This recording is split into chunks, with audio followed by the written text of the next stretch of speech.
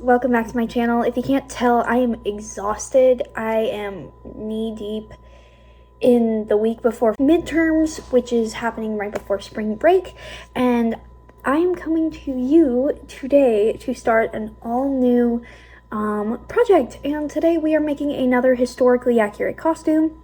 I haven't done one of these in a long time. The last time I did one was last summer when I made the Bridgerton cosplays. But in this case, this one is trying to replicate what is called a Italian gown found in the 18th century dressmaking sewing guide by American Duchess. Now, I cross-interpreted between two books, so I've had this one for a while, but it's fairly complex to understand, and they're actually missing a good portion of information that's kind of helpful to sew, so it's a lot of winging it. And then this one is the second source I used, and this one, although it doesn't have any patterns really visible or like with dimensions in the book, there is a digital PDF pattern on the CD. The problem is I don't have anything to put the CD in, so I really can't do anything with that. But anyway, to show you what our lovely dress looks like, this is the hope, is to replicate this dress to the best of our ability. Now, fabric, I'm not gonna lie to you right now, the fabric search has taken probably upwards of 12 hours, and I finally have two options. The original option, ironically, is in Alaska, and I had considered making this project during the spring semester, but unfortunately I didn't think it was going to happen, and so I left the fabric up in Alaska and decided to hold off on the project. But because of a lot of my really complex cosplays just not fitting well into the time slot I had for spring break, I decided that this would be a better fit, and we don't have enough time to ship the fabric in Alaska anymore, so instead I went on a wild goose chase for consecutively 2 weekends, and really helps when Joann's goes out of business, especially when the store nearest you is getting liquidated. So that made it really tough to find fabric, but fortunately I was very blessed, and my school has a bin worth of like scrap fabric that fashion design students are allowed to use, and so there was the perfect fabric in there, which is historically accurate because I made sure to try to tie in as many historically accurate components into this project as possible. And specifically, this book listed a bunch of different traditional textile designs and patterns, and like I said, it took nearly 12 hours of research and going over literally almost every single online website that sells calico or cotton, as far as I'm aware, to find the fabric I was looking for. And so the only unfortunate thing is that the fabric that I did find is slightly off the original fabric designs that this book highlights, and the fabric that I actually got prior to buying the other fabric. I'm not sure I have enough to create the design we're looking at, because they're asking for about 7 to 8 yards for this bodice and this overskirt, but the problem is I think it might have 3.5 max.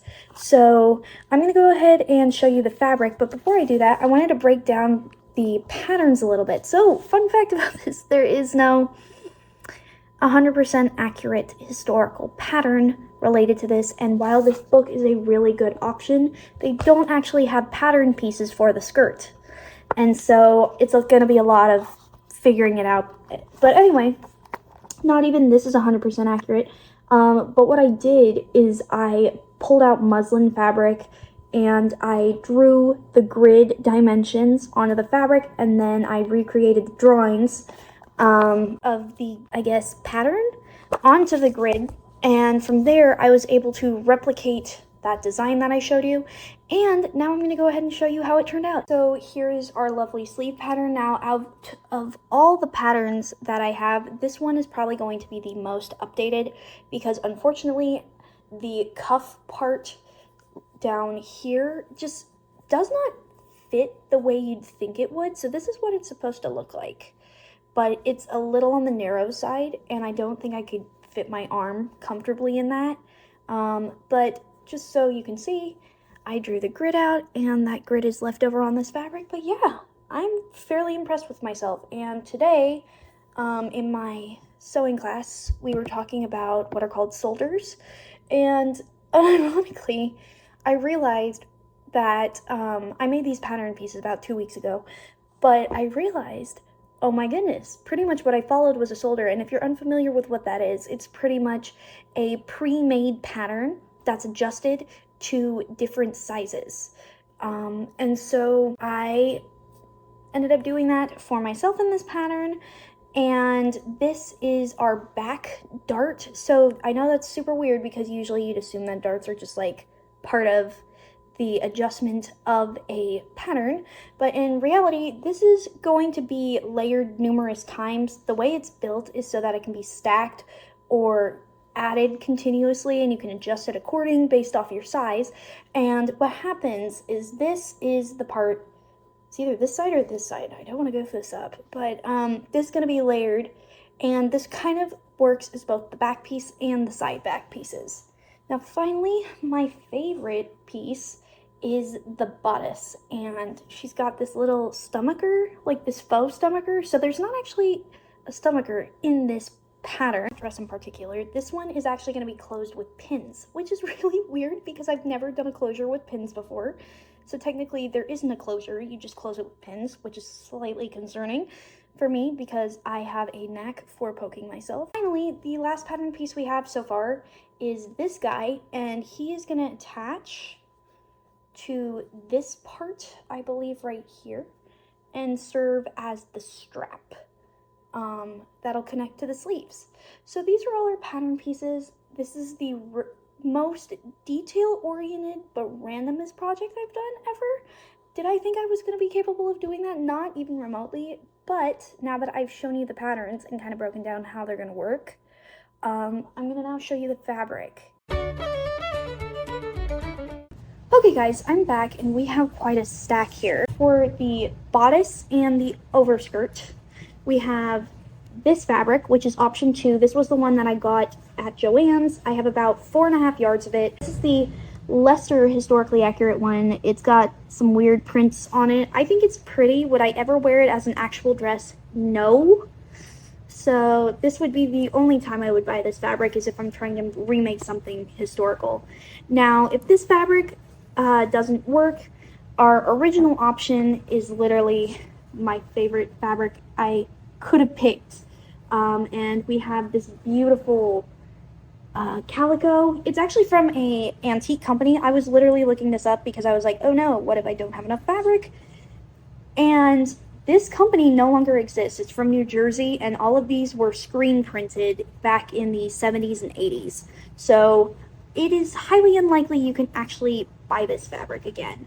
But I think it's super pretty, and I'm hoping that we can still use this one. But like I said, it's got some cuts off of it that kind of makes it more of a scrap than anything else, but kind of adds to the historical edge. The next thing we have is the skirt fabric. Now this is absolutely stunning. This is a Egyptian cotton tablecloth I took from my grandmother.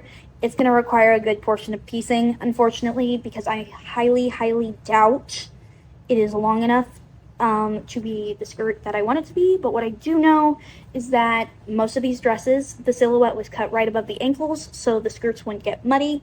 And the hope is that this will be a shorter skirt, and so I won't need to use as much fabric. Okay guys, so for the moment we're going to go ahead and attempt to cut the bodice out of this material. And so I've gone ahead and cut the scrap portion off, and we're going to see if we can fit all the bodice pieces on it. But if not, we will use a little bit left of this fabric. But anyway, I'm going to go ahead and start cutting things out, and then I will start sewing this together.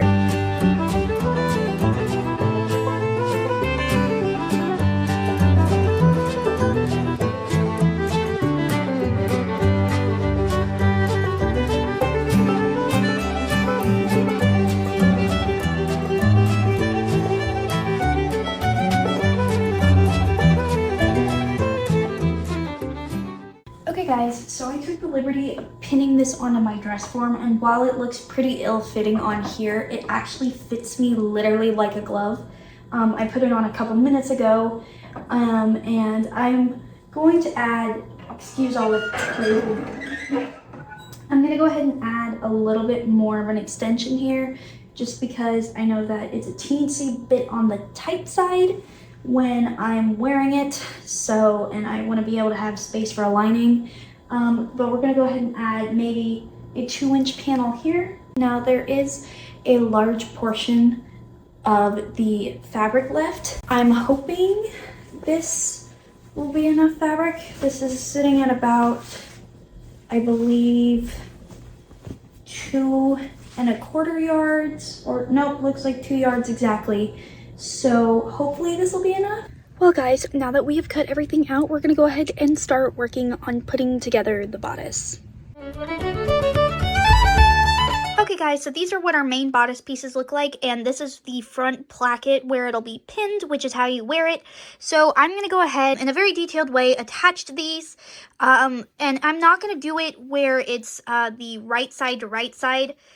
Instead, what I'm going to do is pretty much set this behind it and then fold it over like so, and then sew it, because all of these seam allowances have to be much more narrow in this project than normal, so that I am able to adjust it later on if I need to.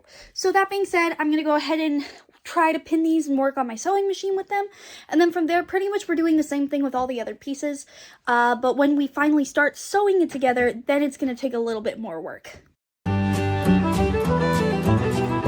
So it has been a good bit, but I went ahead and finished this piece, and if you're not familiar, this is the back piece. It has a boning strip in here. I think it looks okay. It's not my best work, but it's better. And this is going to go in the center back, and now I'm going to work on the side back pieces before continuing with the bodice. But right now, this is what our bodice looks like. It looks pretty good, but this is puckering a little bit more than I want to, so I'm probably going to fix it. And then these are all the side back pieces, so now I'm going to do the same thing I did with this piece. And then I'm going to go ahead and attach these all together and then finish up the front of the bodice. Okay, so I went ahead and cut some scrap fabric, and I'm just going to use these for the boning channels, but I'm planning on doing 5 boning channels for the center bodice, and like I showed you earlier, this is what our back panel looks like so far, and it looks super nice and clean, so I'm so excited for that. But anyway, I completely unpinned it, and then once it's completely done, we'll repin it on here, and then if you can see, I'm gonna have to do some seam ripping to get this other side to look the same way as this.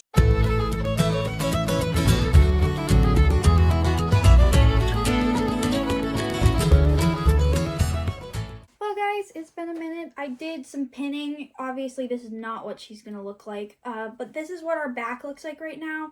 We have both of the center back pieces done on one side, and then I need to do the other side, and I realized pretty quickly that this fits me almost perfectly, but I need like a single inch more so it closes neatly in the front.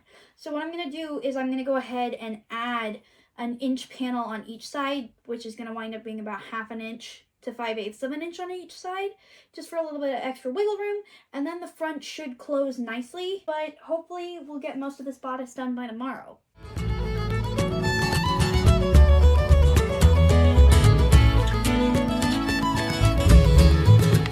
Here is a progress check, guys. So obviously she's a little gapy in the front on this side, primarily because this side is still completely pinned and none of it's been sewn, but on this side, this is completely sewn, the side pieces are completely sewn, and all I have left to do is do the side seam.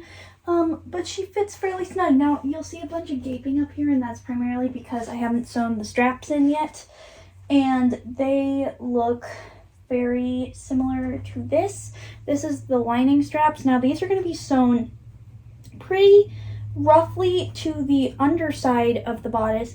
And then I'm going to be doing this weird technique I've never seen before, and it's pretty much top stitching the pattern version of this and then hand sewing, or what is called poke sewing, it on top so that it fits my shoulders as best as it can.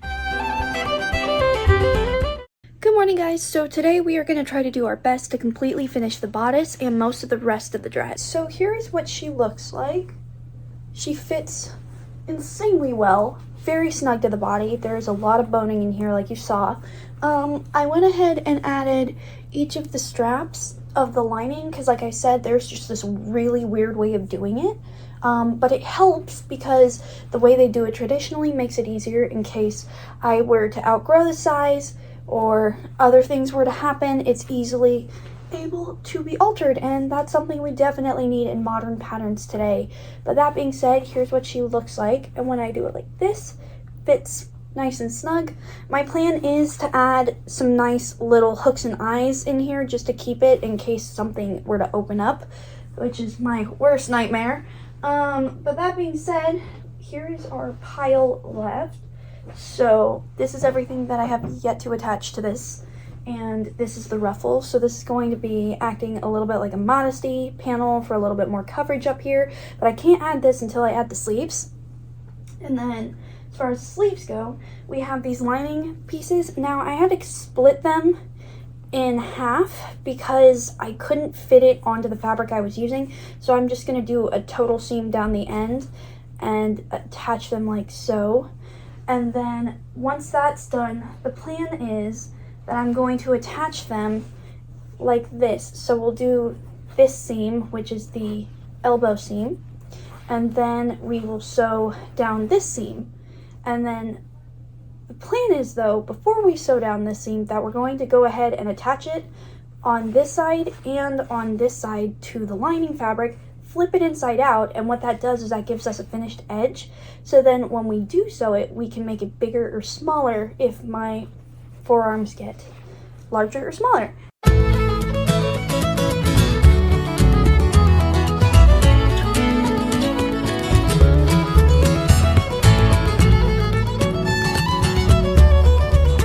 Hey guys, so I took a break from the sleeves. Here's what we look like. It fits me like a glove. I've never had something fit me this nicely, and it looks so pretty. I love it. So I'm going to go ahead and sew these now, and then we will attach the first of the sleeves that is done. I need to do the second half, but this is what she looks like. So you put your arm in here. It's a very unique pattern, but that will attach like so, and then fit like that. Okay guys, so I went ahead and pinned it according to the book I'm using, and there's a little bit of puckering right here, but that's because it's going to be a pleat in the top, and it looks like this, and the rest of it's pinned on the inside there. But now I'm going to go ahead and hand sew it to the sleeve, and then once that's done, all we have left on this side is to top stitch one of these blue panels and sew it on top, like so, to cover up all of the piecework.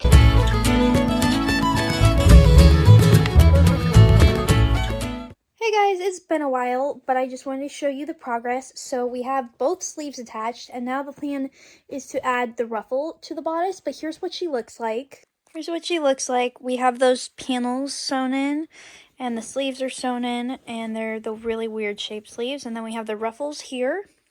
And now the plan is to sew a ruffle around the whole collar just to make sure it is fairly appropriate. And then once that's done, all I have decorative-wise is I need to sew a bow here, and then we need to attach the skirt.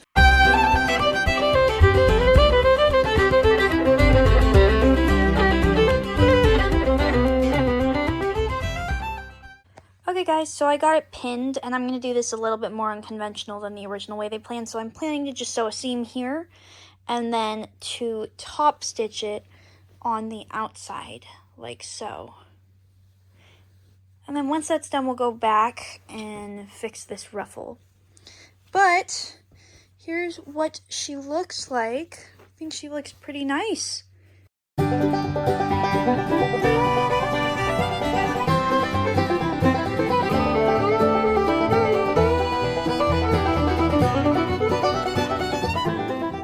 Here is the bodice attached to the skirt, and it fits me incredibly well.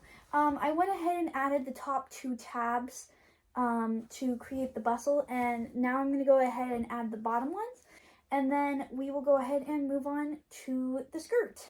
Okay guys, so we have everything done here with the dress portion, so now we're going to go ahead and move on to the skirt. Okay guys, now that we have gotten the bodice portion of this dress completed, we're going to go ahead and start working on the skirt. And the first thing is I'm going to go ahead and sew the two main skirt panels together, and then from there comes the most complex part, I think, of this project, which is hand pinning all the pleats in place in order to create a very distinct silhouette. So let's go ahead and get going. Okay guys, so here's the panel, and I just cut the giant tablecloth in half, and it goes down to my ankles, which is the measurements they have in the book. Now we're just going to sew a seam across, and then from there we're going to go ahead and start pleating. Okay guys, so here's what our dress form looks like. I've gone ahead and added the bum roll to the back, and now we're going to go ahead and start pinning the fabric, which is currently in a pile on the floor, sorry about that, around the dress form. Now, as far as details go, we're going to go ahead and put this together like a normal ball gown skirt. So it'll be a tie waist, and then the goal is to have a slit for a pocket. So that being said, let's go ahead and get to pinning, and I'm going to put us in time-lapse mode.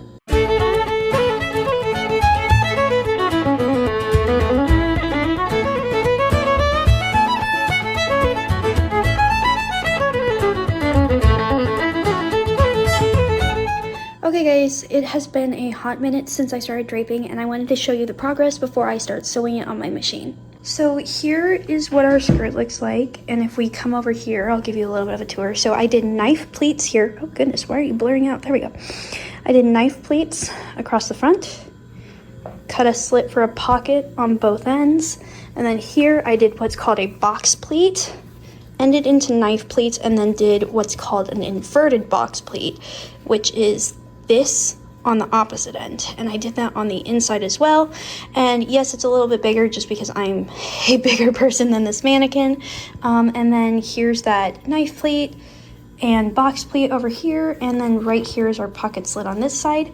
Now I'm going to take this whole apparatus off and go ahead and sew a basting stitch around the entire skirt, just so all the pleats stay, and then all we have to do is add a waistband and the waist ties. So that's how I did it. It might not be the most historically accurate thing on the planet, but it is what it is, and I think it looks nice. And it fits over the bum roll pretty well, so I think that's a win in my books. So I'm gonna go ahead and whip this up, and then from there we will go ahead and keep working on the dress.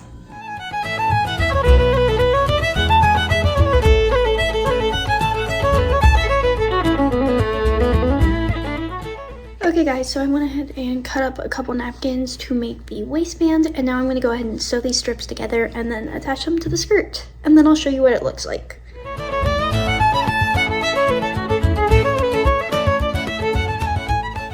Okay guys, so give me one more sec. Okay. Here's what she looks like. Here's the pooch in the back, and she fits quite lovely. Okay guys, we have officially finished my Colonial Williamsburg dress, and first thing tomorrow we are headed to film the reveal videos and get some other footage for some upcoming videos this summer. But if you enjoyed, please make sure to like, subscribe, or share. I love showing what I do, and let's get us to 2,000 subscribers by the end of the summer. So that being said, here is your final result.